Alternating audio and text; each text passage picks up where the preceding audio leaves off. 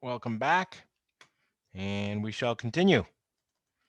I've got a summary of a lot of the stuff we just saw, and we'll do it together here.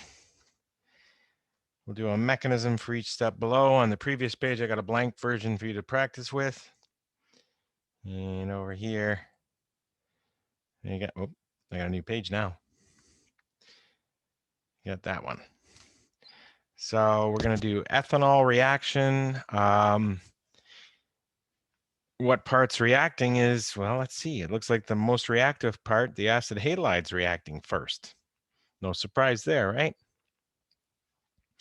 So we've got ethanol, which looks like this.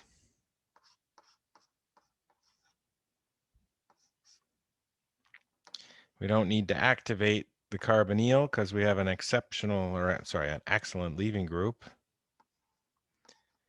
We're going to go with our red first theme and our blue second.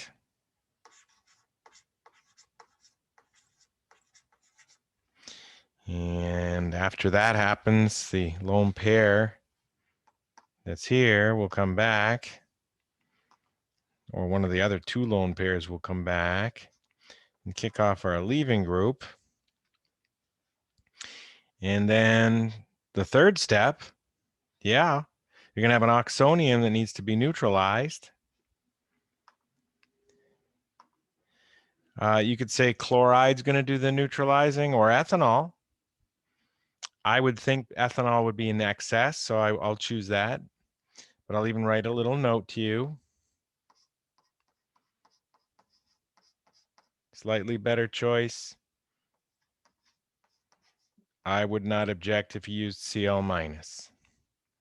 And it has to be a third step.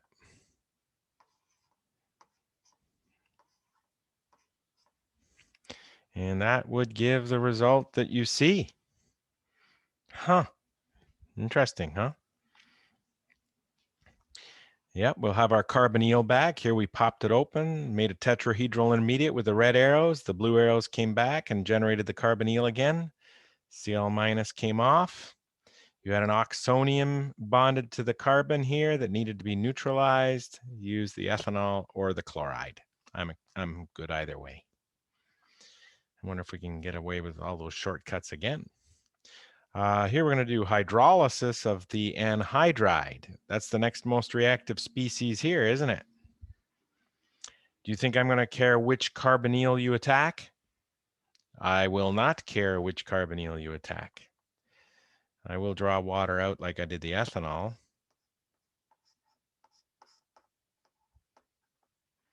And I'll attack the closest carbonyl. Let's not have that so close to the O. There we go. And that will generate a lone pair. And there was already lone pairs anyway. And blue is second, kicking off our leaving group.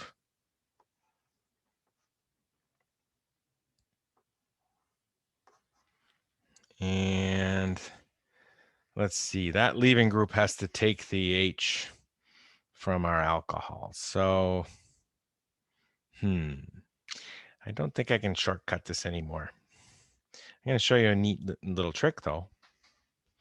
You can do a circle like this, because this part of the molecule is not going to change.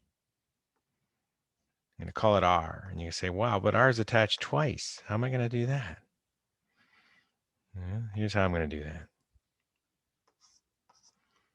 R is attached twice, right? R is attached to a carbonyl up here, and R is attached to a carbonyl down here.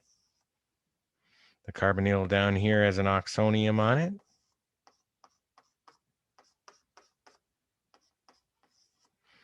The carbonyl on top is an O-.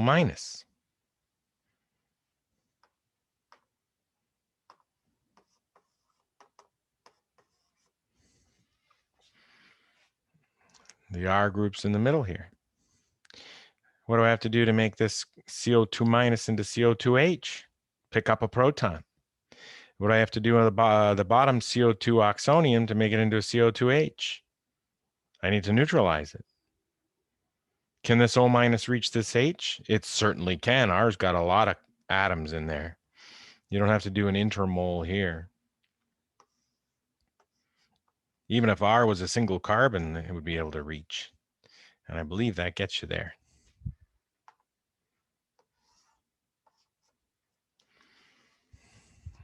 There you have it.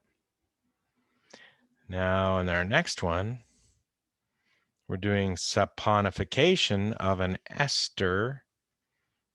Yes, the ester's right here.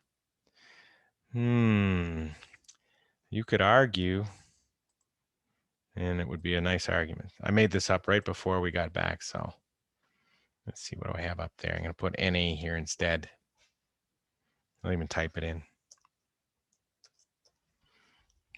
Because I just noticed now there's two esters. O-N-A. And go back and change our original too. I wonder if it'll cover up the... not so much. Move it. Erase it.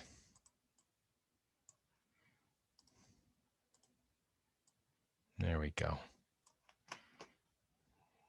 So double saponification. How do we start? Let's break this molecule in half. We have OH minus. OH minus, strong nucleophile.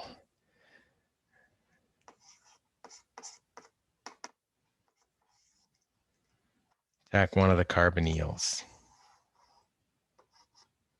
Electrons up. Electrons back. It's a recurring theme. Oh, what happened there? I hit my power button. Leaving group leaves. We're going to redo the thing down there. Let's draw what we get. We have this other R here.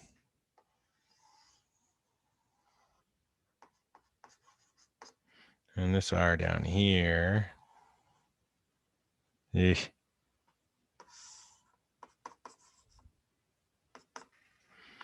And what are we getting over here? R prime is attached to a carbonyl that now has an OH on it. And the bottom piece is an O minus. That's an alcohol.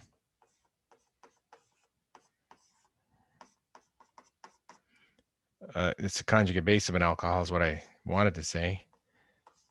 I had an R for that, didn't I?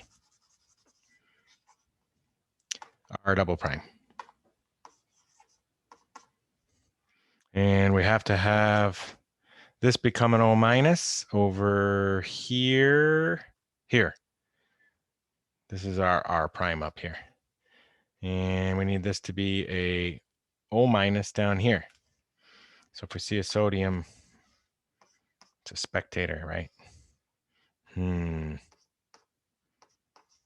Another typo. There's going to be some acid-base chemistry there too. In fact, why don't we do it like this?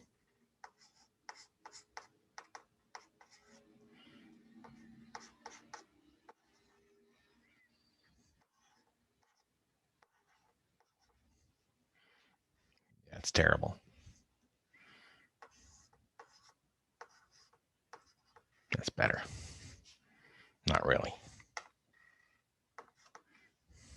Okay. That's just acid base. And these two have to react with each other here. And the R double prime is the one with the CO2H on it, which becomes CO2 minus. I'm not going to do the other acid-base chemistry. I just got to make sure I'm given the right molecule here. The one with the Na is this one over here. Which one do we have so far? This one. This piece becomes this one. And somehow this piece is going to become a stray cation here. Okay, let's get it there. Let's do it right now. Hydroxide number 2. Hydroxide in green, arrows in blue, baby blue, because we already had a red arrow on the same molecule. And leaving group leaves. And that doesn't quite get us there. So we need an intermediate.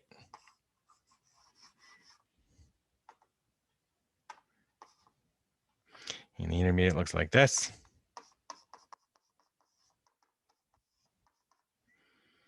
Carbonyl. And OH.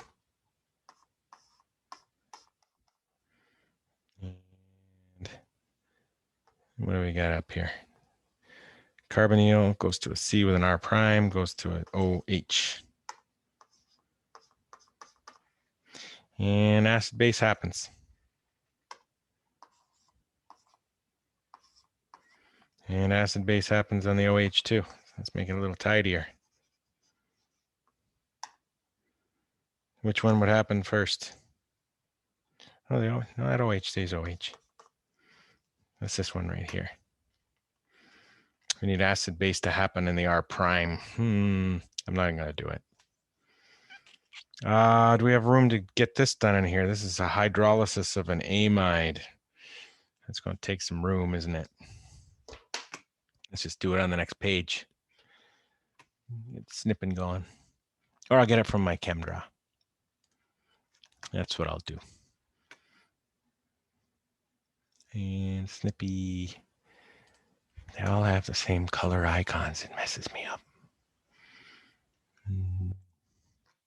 Okay, so we got this. No, we don't need all that. We need just this part. Right here. Wow. Having one of those days, you know? Just need this part. Erase all the extra stuff. Bye-bye. Bye-bye.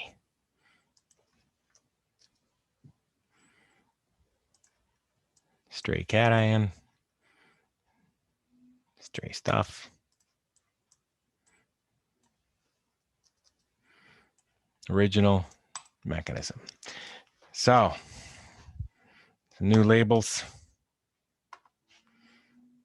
Everything up to, but not including the carbonyl, RX. RY. Must protonate first to activate an amide.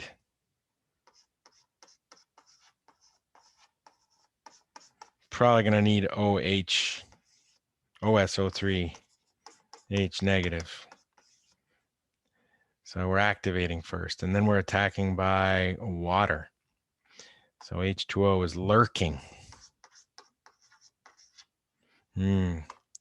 Best to have all the bonds showing.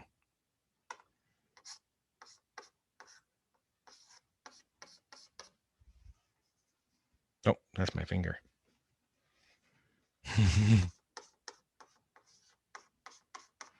Okay, I think we're set. You can't react until, remember, red first, green third. Anything else is second.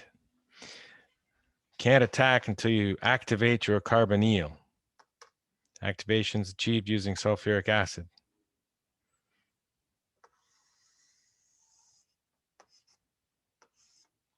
After it's activated, water can attack. What's it attack? the carbonyl. Can I move that back down here? Yeah, I don't even know how I did it, but I do now. That'd be baby blue next.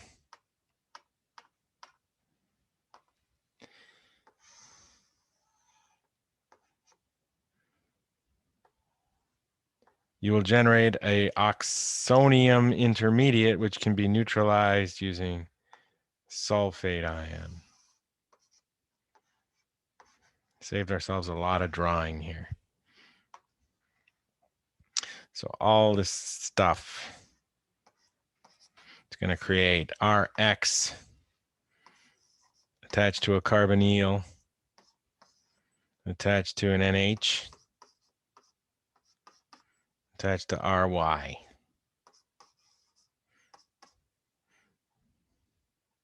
Right? No. It's not attached We to a don't have a carbonyl, pi right? bond. Thanks for not interrupting. The O protonated using the sulfuric acid. We have a new oxonium on there, but it's not an oxonium. It was an oxonium after the baby blue arrow, which got neutralized by the green arrow. It's now a hydroxyl. There we go. We have a nice tetrahedral intermediate here. The nitrogen's got to go away.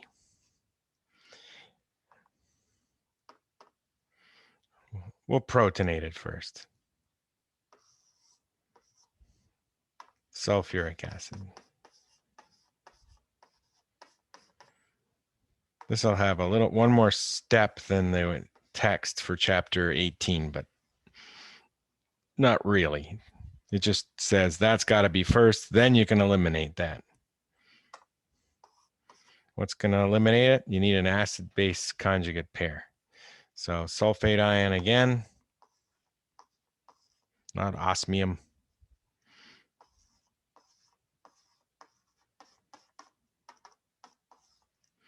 And you pick one of the H's, make a pi, and nitrogen gets a lone pair. Okay, wait, you can't have that red. Protonation was first. I went through all that trouble emphasizing protonation's first. Elimination second. Now, got Rx, an OH, carbonyl, plus an amine. It's got NH and two H's. And R prime. RY, sorry. And that amine is going to neutralize your carboxylic acid. And you have the two things. Hydrolysis of a amide gives a carboxylic acid and an ammonium ion right there. That was a hodgepodge of all the mechanisms. I tried to link it all together. I don't know if that helped, but I tried. And there's that. And now we'll talk about, we got a little time left. I think we can sneak in one lithium aluminum hydride reaction from the chapter, which I will get right now on the other screen so you can't see what I'm doing. Just twiddle your fingers around a little bit. And we'll look at, I won't look at it that way. There. Mm-hmm.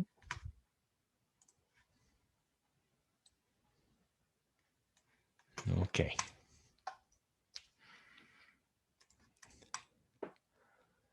Now we've seen this chemical before.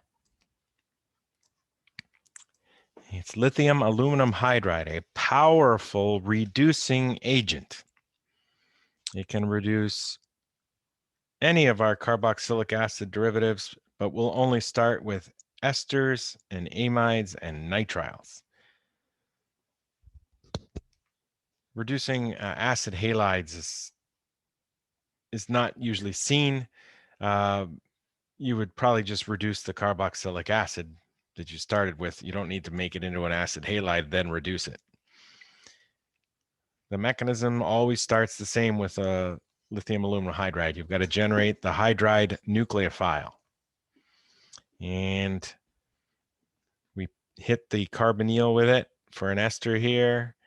With an amide, there's a reason why we're doing this as well, that we don't have to do it here.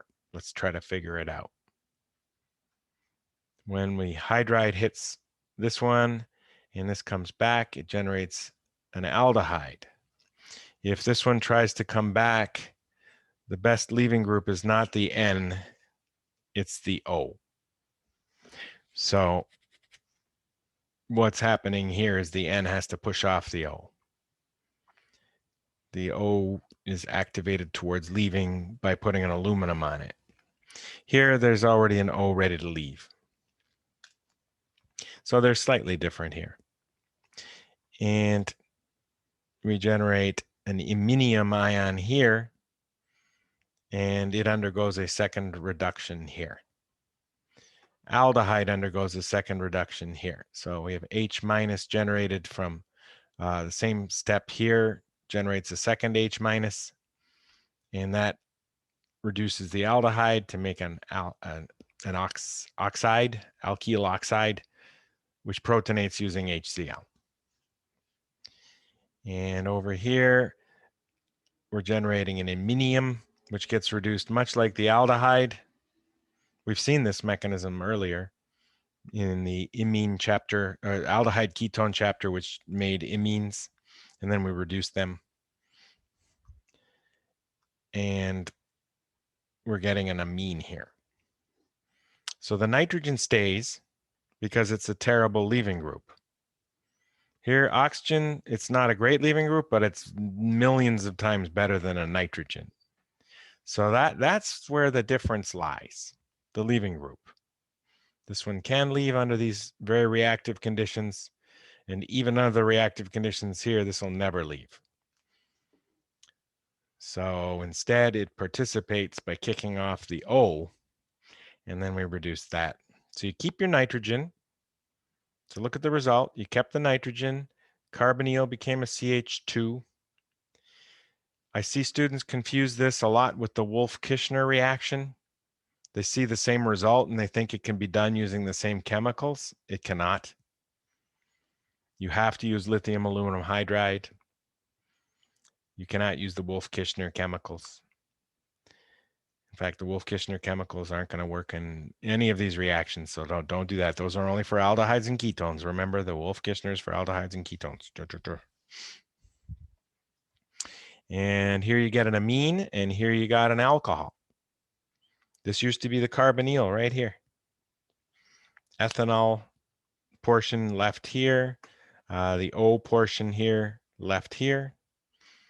And what happens if you try a nitrile? You get a similar result to your amide. Mechanism looks pretty similar. You are hitting it on the carbon that's the derivative of the carboxylic acid in both cases. Then the anion nitrogen attacks the aluminum. The anion oxygen attacks the aluminum. And here is the difference. Nitrogen has a double bond still. It's not going to leave. Hydride will then attack the imine. So that is exactly like the chapter 16 reduction there. And then what happens here is an anion of nitrogen protonates twice. The anion protonates here to generate this neutral nitrogen, but the nitrogen's still attached to a metal, which makes the nitrogen feel like an anion. And what happens is it protonates there and aluminum leaves as a cation, like a lot of metals often do. The only time you could use a chemical other than lithium aluminum hydride for any of these is the last one only. Sodium borohydride is nowhere near as reactive as lithium aluminum hydride, but a nitrile is not that polar a functional group, so a less polar reactive group like sodium borohydride works, and even H2 and PT works. You would need 2 moles of H2 and the catalyst is platinum there. And you don't have to do the mechanism for that one. So this is a nice way to make amines. Either this way or this way or this way. And it is one of the better ways of making amines because making amides is very easy. We saw earlier today, we saw if you start with the top 3 carboxylic acid derivatives, acid halides, anhydrides, or esters, you can react them with an amine and make these amides in a very simple reaction. And this is not a hard reaction either. You can reduce this amide to an amine. So it's another example of reductive amination. You want to review that maybe in chapter 16. And that's all I have for you today. We're going to finish chapter 18 in the first part of Monday. Looks like the digital version of the text is supposed to be ready today, but I don't know if it's going to happen. If they don't have it ready by tomorrow, I'm going to email you chapter 19. I might just do that anyway. Professor, I have a question. So if I forget to email you chapter 19, somebody's going to send me an email to remind me. And that's a very important chapter for synthesis. So Professor? I will leave you with this Hello? and have a good weekend, everybody. And adios.